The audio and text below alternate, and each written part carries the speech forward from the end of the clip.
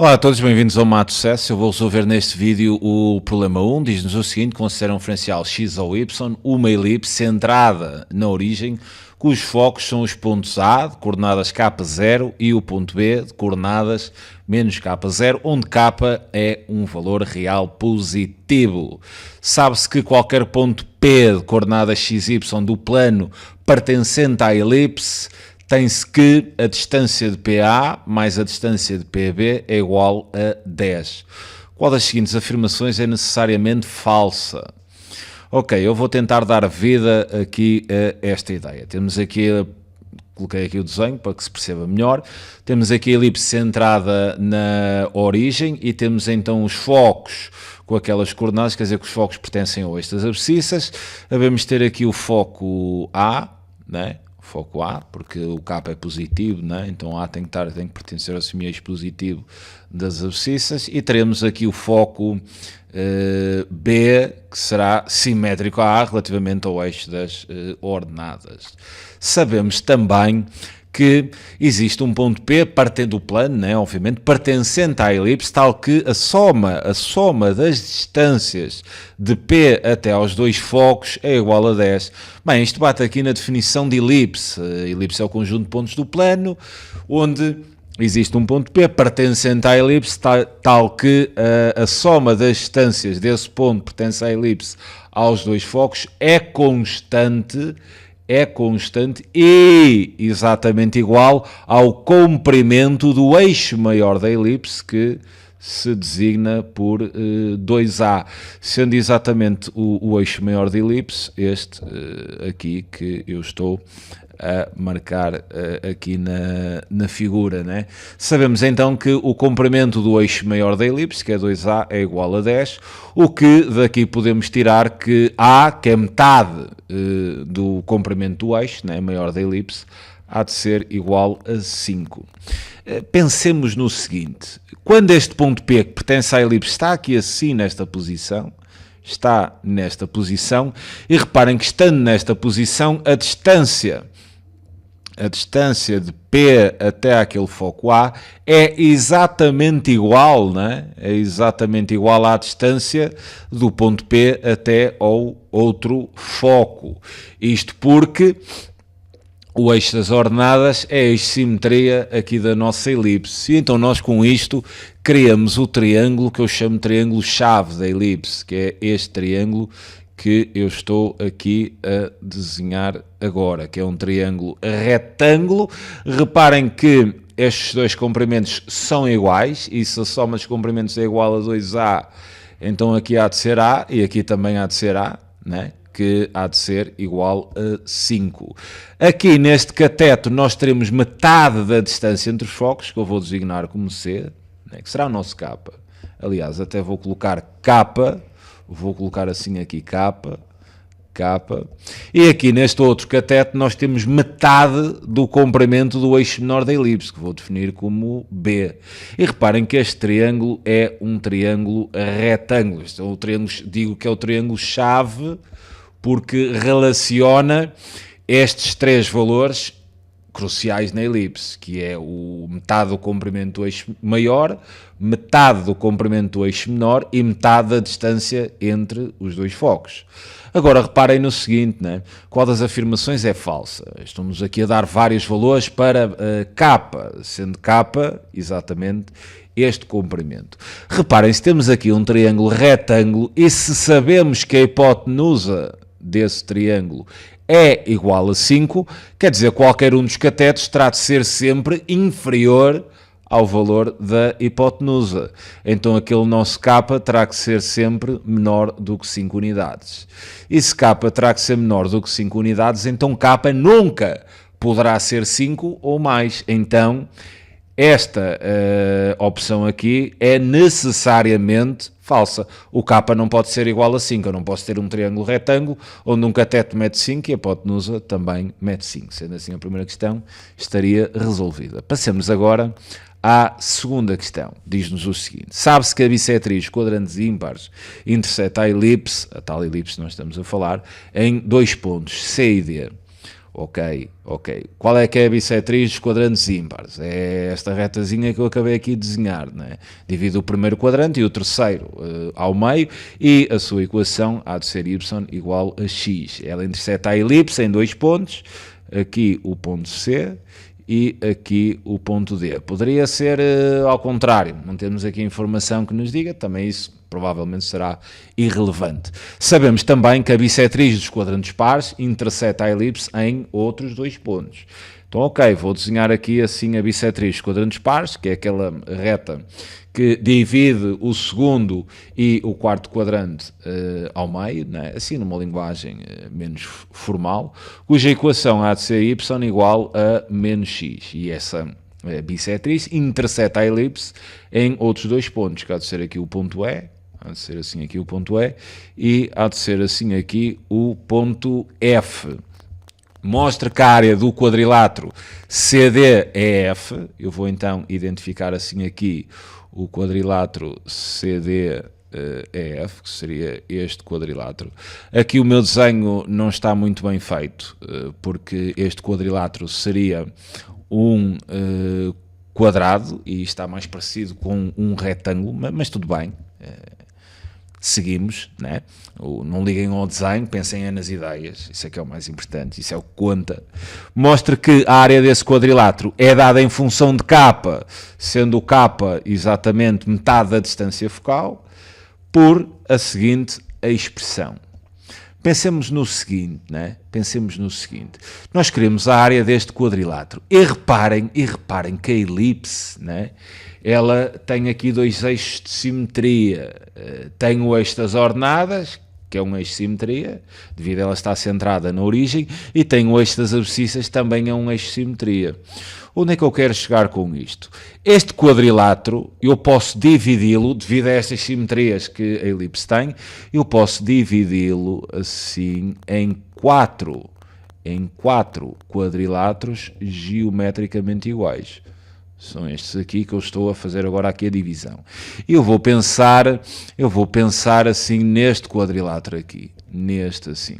Porque se eu acabei de dividir o quadrilátero ABCDE em 4 quadriláteros iguais, então eu posso aqui afirmar o seguinte, eu posso dizer que a área do quadrilátero CDEF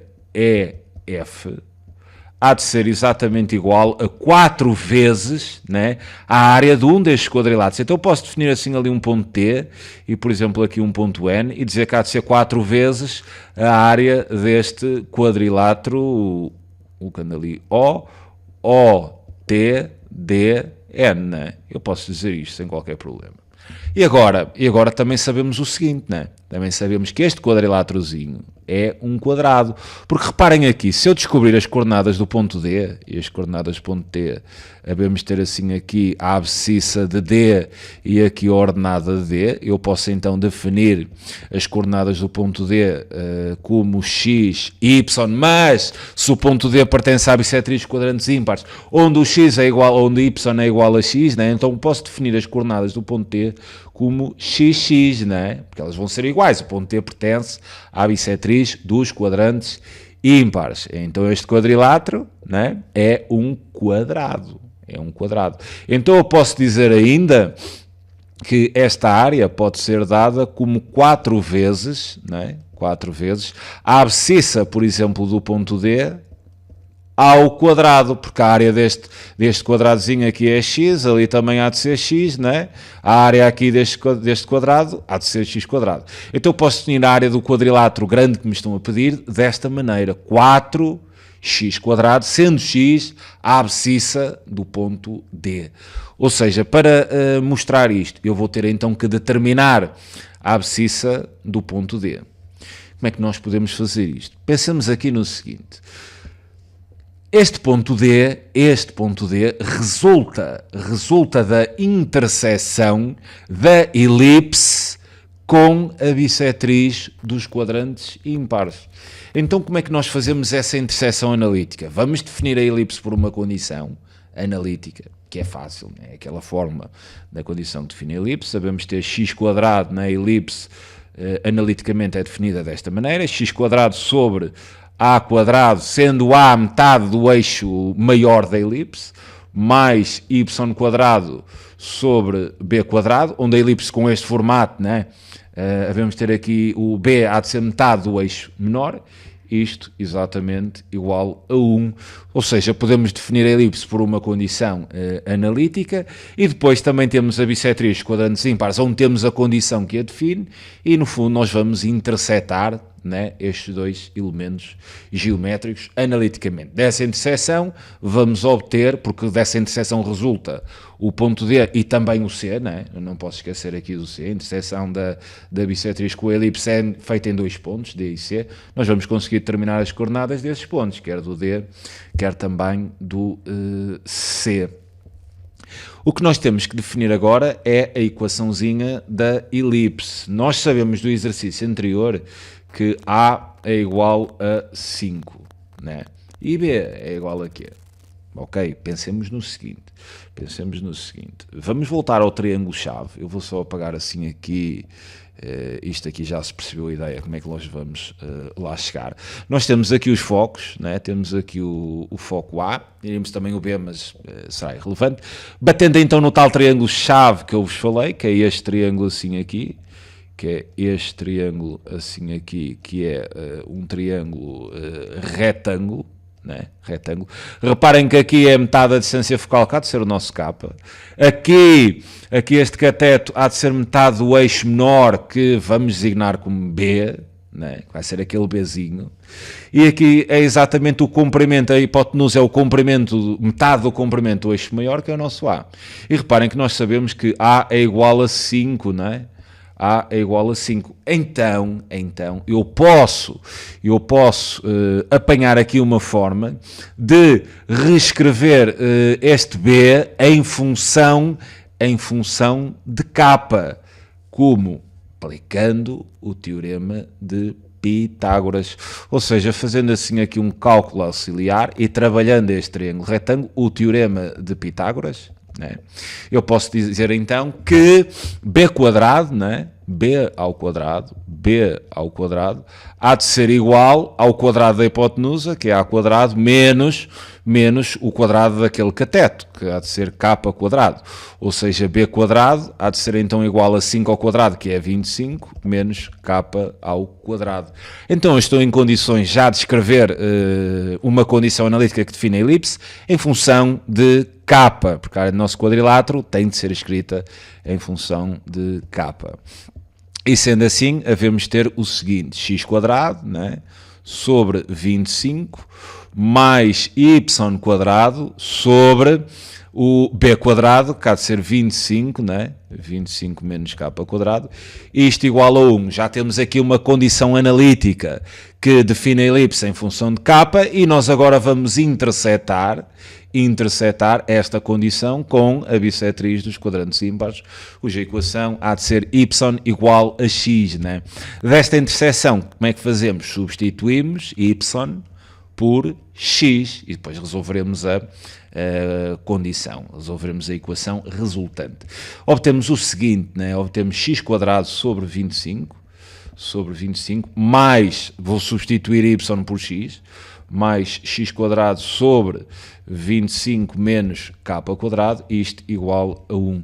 E agora vou resolver esta condição em função de x, ou melhor, porque aqui aparece x quadrado, né? E a área do nosso quadrilátero é 4 vezes x quadrado. Então eu até posso aproveitar algum caminho e tentar resolver esta equação não em função de x, mas em função de x quadrado, porque interessa-me ter x quadrado, não me interessa depois ter x, depois terei que elevar ao quadrado para obter de novo o nosso x quadrado. Então ok, vou tentar resolver esta equação em função de x quadrado, mas vou fazer isto no dispositivo seguinte, de modo a ter mais espaço de manobra. Então terei aqui o seguinte, x quadrado sobre 25 mais x quadrado sobre, penso que era 25 menos k quadrado, 25 menos k quadrado, e isto igual a 1. Para resolver esta equação em ordem a x quadrado, eu vou-me livrar dos denominadores, colocaria aqui sobre 1, vou reduzir tudo ao mesmo denominador, vou multiplicar esta fração por este, 25 25 menos k ao quadrado, multiplicar o numerador e o denominador.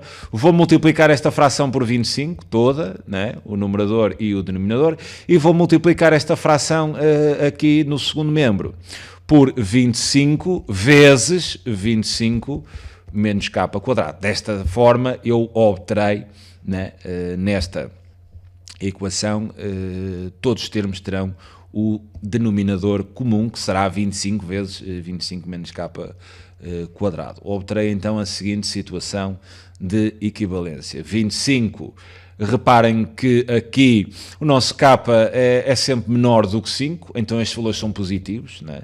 E nunca serão zero. Então depois podemos cancelar os denominadores sem qualquer problema. Nunca teremos o caso o denominador há de ser zero, então não há problema. Aqui na primeira fração terei 25 vezes x quadrado. Vou deixar isto fatorizado. Acho que é melhor deixar a fatorização em vez de aplicar a propriedade distributiva.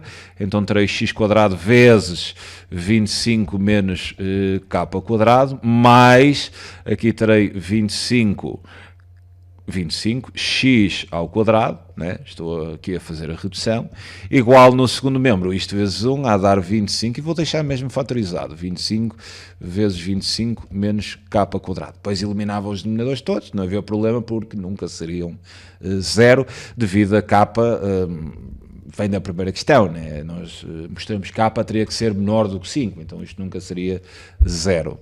E agora vou resolver esta equação em função de x quadrado. Reparem que aqui no primeiro membro eu tenho dois termos, onde em ambos os termos, este e este, aparece x quadrado. Se aparece x quadrado em ambos, não é? Então eu posso colocar x quadrado em evidência ali no primeiro membro. E colocando x quadrado em evidência, abriria assim parênteses, deste termo sobrava 25 menos k ao quadrado, e do segundo teria então 25, isto a ser igual, vou continuar a deixar isto fatorizado. Não vou aplicar aqui a propriedade distributiva, porque vai-me trazer problemas, né, depois dessa aplicação. Aqui posso reduzir, 25 mais 25 é exatamente 50, e agora passa este fator aqui a dividir para o segundo membro, ou seja, estaria a dividir em ambos os membros por este fator aqui. Obtemos então a seguinte situação de equivalência: x quadrado igual, aqui no segundo membro fica tudo igual, 25 vezes 25 menos k ao quadrado, a dividir por este fator, que seria 50 menos k ao quadrado. Reparem que eu já tenho aqui x quadrado. Eu coloquei aqui a expressão, né, onde nós temos que chegar para termos algum barómetro no cálculo desta expressão. Reparem que o denominador já está como deveria estar. Agora, voltando àquela ideia que a área do quadrilátero CDEF, a área do quadrilátero CDEF era dada então por 4x ao quadrado, então eu posso dizer o seguinte, né? Eu posso dizer que a área de CDEF é exatamente igual a 4 vezes esta expressão, onde teria 25, aqui 25 menos k ao quadrado, e aqui teria 50 menos k ao quadrado. Posso multiplicar as frações, 4 vezes 25 dá 100, né? Então teria aqui que a área de CDEF seria igual a 100 vezes 25 menos k ao quadrado, tudo a dividir por 50 menos k ao quadrado. Ok, eu tenho que chegar ali, vou trabalhar agora esta ideia no diapositivo seguinte, ou não, penso que aqui até tem algum espaço. Aqui sim vou aplicar a distributiva, vou aplicar aqui a propriedade distributiva e vou colocar aqui, não vou escrever isto, peço aqui desculpa pela falta de formalidade, para ter algum espaço só. A área será igual a 100 vezes 25, a dar 2500 menos 100 k quadrado, sobre 50 menos k quadrado. E agora, para chegarmos daqui até aqui, reparem que nós aqui no numerador temos a diferença, ou melhor, podemos criar a diferença entre dois quadrados, porque eu estou a ver aqui o seguinte, né? Eu se tiver a quadrado menos b quadrado, por aquele caso notável da multiplicação, isto é igual a menos b vezes a mais b, né? Eu agora apenas tenho que transformar 2500 menos 100k² numa diferença de 2 quadrados. Vou colocar aqui essa ideia. Teria então, mas não, vou fazer aqui assim, tenho um bocado mais espaço, 2500 menos 100k². E eu quero transformar, né, isto numa diferença entre 2 quadrados. Como é que eu faço? Fácil, né?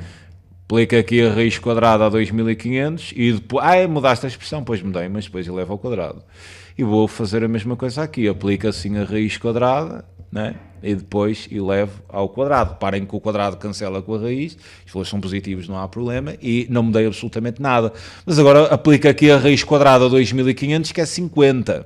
Então este termo é a mesma coisa que eu ter 50 ao quadrado. Menos raiz de 100 há de ser 10. Raiz de k² há de ser k, e então eu teria isto assim. E agora já tenho aqui a diferença entre 2 quadrados e posso aplicar o caso notável. Isto há de ser 50 menos 10k vezes 50 mais 10k. E então já obtemos o numerador que teríamos de obter. Sendo assim, a expressão da área, chegamos mesmo ao final, há de ficar como 50 menos 10k vezes 50 mais 10k, a dividir então por 50 menos k², como queríamos demonstrar, e fica então aqui resolvido o problema. Fico então por aqui, é sempre um prazer enorme ajudar. Grande abraço e até um próximo vídeo. Tchau.